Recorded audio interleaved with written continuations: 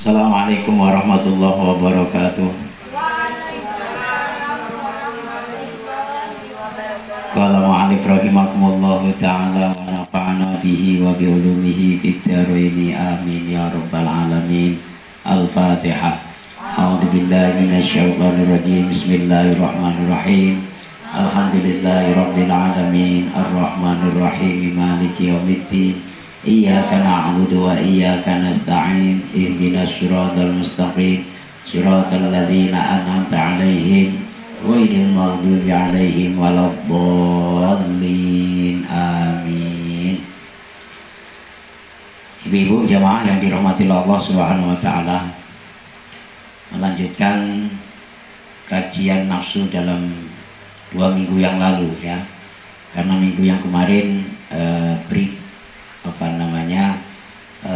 pengajiannya tentang nafsu ya, karena ada sesuatu hal yang sangat penting. Nah, untuk kali ini masih membahas tentang nafsul lawamah. Nafsul lawamah mempunyai beberapa sifat ya, mempunyai beberapa karakter. Di antaranya yaitu apa? Ar-riya. Ya. Di antaranya al-lawm. Ya kan? Kemudian ar-riya. Kemudian as-sahwu. Ya, pelupa. Terus?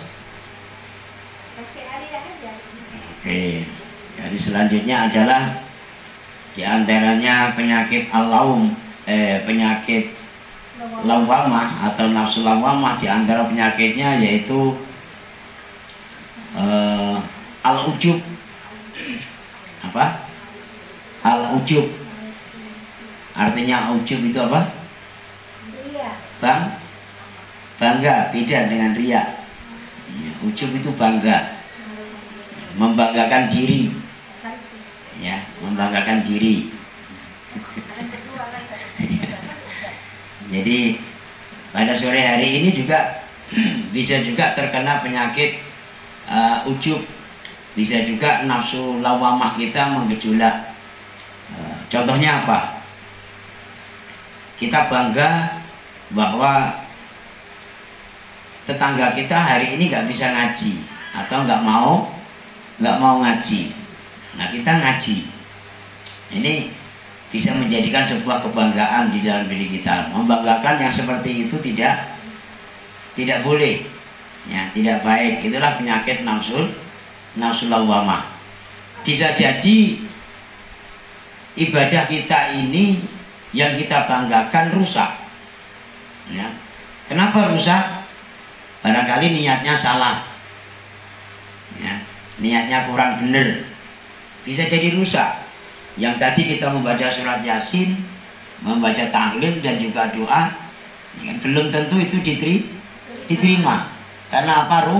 Rusak. Kenapa rusak? Karena keterjang penyakit yang namanya ujub. Penyakit ujub itu penyakit yang muncul dari nafsu lawamah. Pernah nggak ibu-ibu terbesit ketika ngaji itu bangga, membanggakan amaliyah kita? Pernah nggak? Jujur aja. Pernah lah ya? Saya yakin pernah. Mungkin tiap hari. Mungkin tiap hari ya. Terutama di hari Minggu. Kita kalau mau ngaji itu berjalan dari rumah sampai ke musola ini, kadang-kadangnya nengok tetangga kita yang dia nggak sibuk tapi nggak ngaji, ya kan? Malah asik nonton TV. Kalau nggak itu gerumpi di pos. Duduk berdua, bertiga, nah, ya kan? Ngobrol ngalor ngidul nggak karu-karuan. Waktunya ngaji dia nggak mau ikut ngaji, padahal juga termasuk jamaah. Nah, kita ngaji sendiri, datang itu ngelewatin mereka. Kadang-kadangnya muncul itu penyakit atau nafsu lawamah di dalam diri kita itu muncul. Saya ngaji, aku berarti orang hebat. Aku lebih baik daripada dia nggak mau ngaji.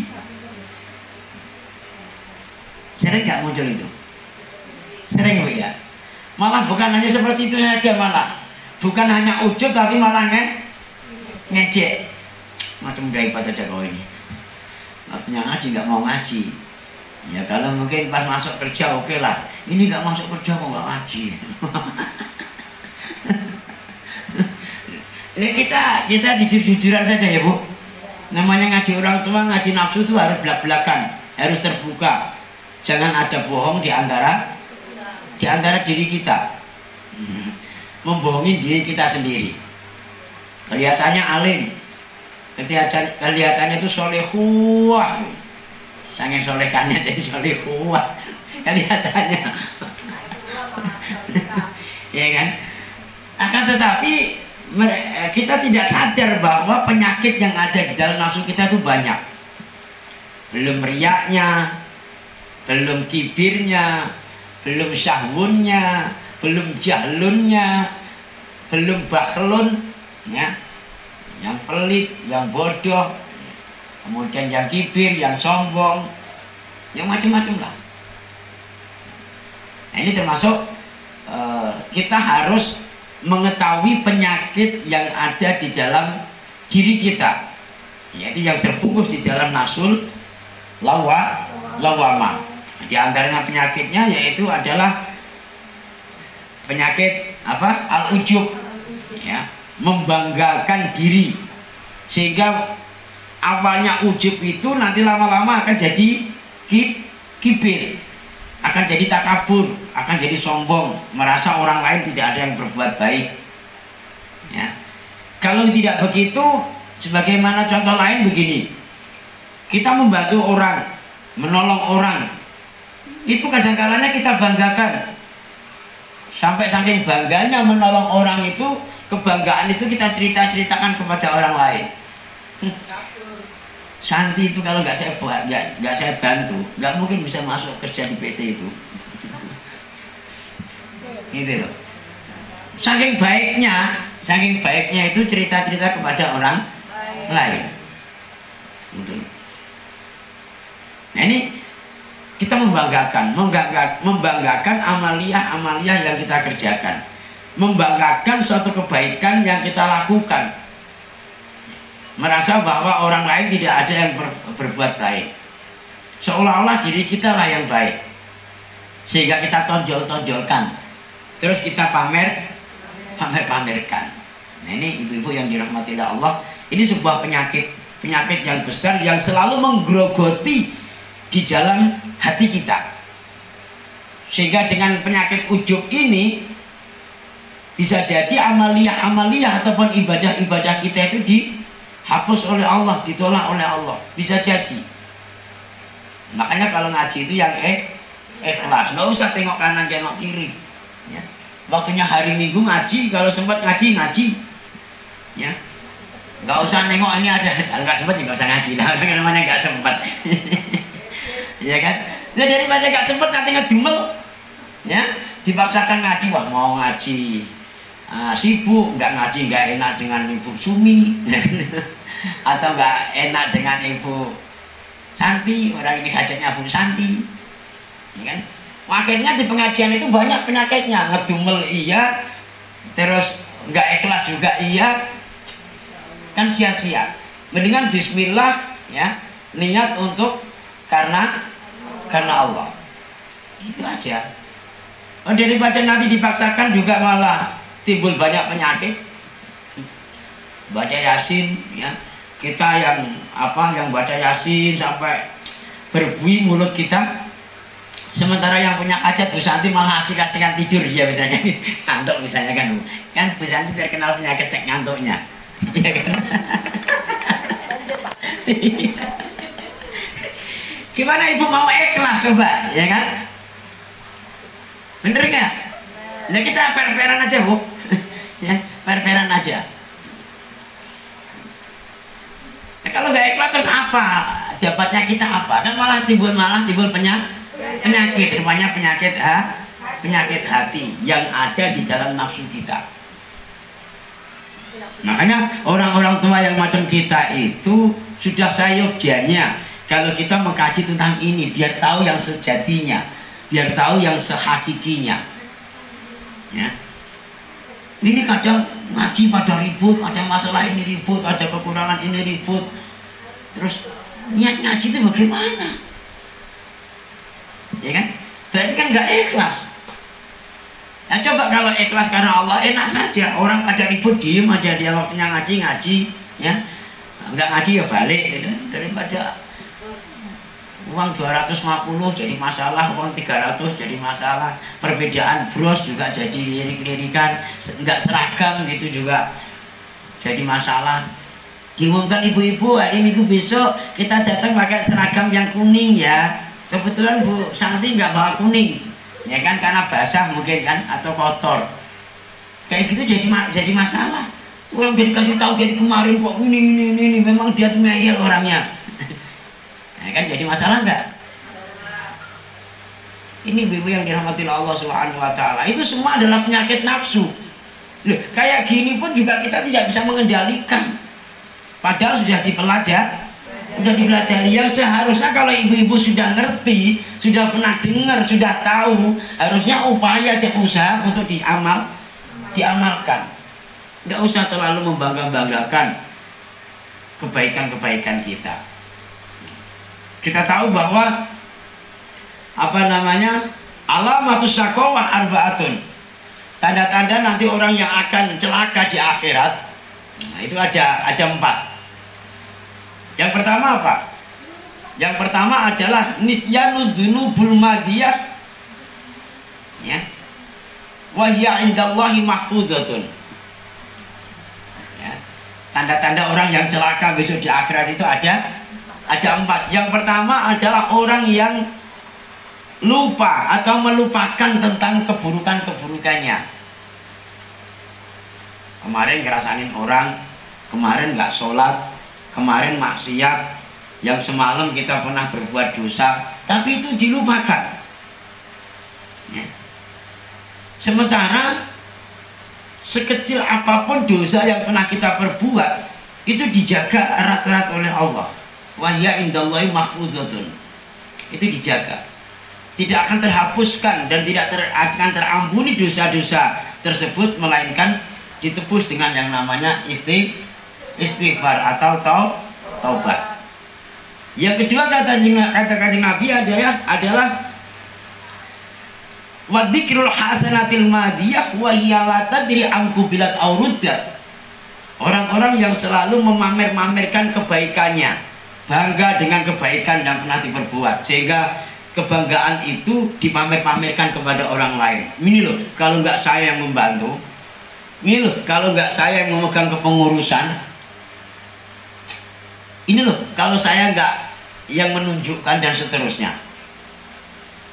Itu termasuk tanda-tanda nanti orang tersebut di akhirat akan rusak, akan sengsara hidupnya di akhirat nanti. Yang pertama tadi apa? Orang yang lupa tentang dosa-dosa yang pernah diperbuat. Yang kedua, orang yang selalu memamer-mamerkan kebaikannya. Kemudian yang ketiga. Yang ketiga adalah lupa. Apa, Bu? Lupa. Wan nadharu ila man dunahu fid dunya. Orang yang selalu memandang mulia terhadap orang lain yang berkaitan dengan dunia. Artinya apa? Artinya suka mengagung-agungkan orang lain dalam sektor urusan dunia. Termasuk orang yang punya pangkat, orang yang punya jabatan, orang yang punya kedudukan, orang yang sukses dalam bisnisnya, orang kaya, orang yang mempunyai duit banyak. Itu kalau kita melihat mereka itu, gimana rasanya? Ya. Selalu hormat, selalu mengagungkan. Kemudian yang keempat adalah wan nadharu ila man dunahu fiddin. Orang yang suka memandang rendah atau meremehkan kepada orang yang mengerti agama. Kalau diperintah Pak Camat atau Pak Lurah saja lah, diperintah Pak Lurah dengan diperintah Pak Ustadz, berat mana Bu? Berat mana? No, nggak percaya. Nggak percaya. Nggak percaya. Nanti saya buktikan bahwanya. Ya, kalau diundang Pak Lurah dengan diundang Pak Ustadz, berat mana? Ya, masa sih? Tengok aja nanti kalau ada hari Minggu ada undangan dari kelurahan.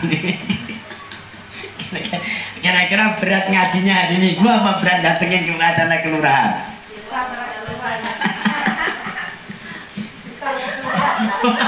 Wan nadaru ila man dunahu fid dunya dan wan nadaru ila man dunahu fid din. Yang mengagungkan tentang dunia dan meremehkan agama. Ini kadang acara jalan-jalan karena ini ada kelompok ibu-ibu PKK mau ke tepi pantai nggak ngaji, padahal ustadznya menyuruh ngaji, ibu-ibu ngaji ya. Ini kan hari Minggu, berat ngajinya apa berat jalan-jalannya? Ya. Aku nggak nyindir Bu Santi loh, ini semuanya maksudnya, ini yang ketawa Bu Santi sendiri maksudnya. Ini untuk semuanya. Loh, ini penyakit Ibu. Kita akui atau tidak, kita sadari atau tidak, itu sering terjadi di dalam diri kita. Sehingga kalau kita berhadapan orang-orang yang punya pangkat jabatan, orang yang kaya raya, itu rasa minder aja. Ya kan? Mau ngomong aja nggak berani. Seandainya ada kesalahan kepada mereka aja, diem kita. Nggak berani keluar-keluar. Betul nggak? Coba kalau yang salah itu enggak lah, ustadz lah ya. Yang salah itu ustadz, sedikit aja itu, heboh kemana-mana ini. Ya, di WhatsApp, di Twitter, di Instagram, di Facebook, di warga, semuanya. Nah, ibu yang dirahmati Allah Subhanahu Wa Taala, kembali kepada persoalan ujub, ya, bangga, membanggakan dirinya, ya. Sehingga dengan membanggakan itu akan jadi meremehkan orang lain. Ini dengan kebanggaan segala amaliyah yang kita lakukan itu juga akan mampu merusak di dalam kolbu kita. Dan itulah realita yang terjadi di dalam nafsu kita, bahwa nafsu lawamah itu sering muncul, rupanya yaitu sifat bangga. Petentang-petenteng baru bisa beli baju harga 350 itu aja, macam nggak ada yang kuat. Ya, baru dapat seragam dari kecamatan gitu aja, kayaknya jalannya itu udah beda kok. Karena ada suatu kebanggaan. Baru menjabat sebagai RT gitu aja, macam nggak ada orang yang hebat. Ya, ini hati kita muncul kadang seperti itu Bu. Sama dengan saya. Baru dipanggil Pak Ustadz gitu aja, macam soalim aja, semua orang disalahkan. Ini salah, ini nggak betul, ini bid'ah, ini kafir, ini musyrik. Masya Allah. Naudzubillah sama naudzubillah min dzalik. Nah, ini ibu-ibu yang dirahmati Allah Subhanahu Wa Taala, itulah upaya dan usaha kita untuk jihad memerangin hawa nafsu kita dari penyakit ujub, dari penyakit membanggakan. Mudah-mudahan kajian kita ini bisa meresap di dalam hati kita dan bisa kita laksanakan dalam keseharian kita, sehingga semakin kita selalu bertawaduk, ya, terhadap sesama manusia maupun terhadap Allah Subhanahu Wa Taala. Amin ya rabbal alamin. Demikian, kurang lebihnya mohon maaf. Walafu minkum. Wassalamualaikum warahmatullahi wabarakatuh.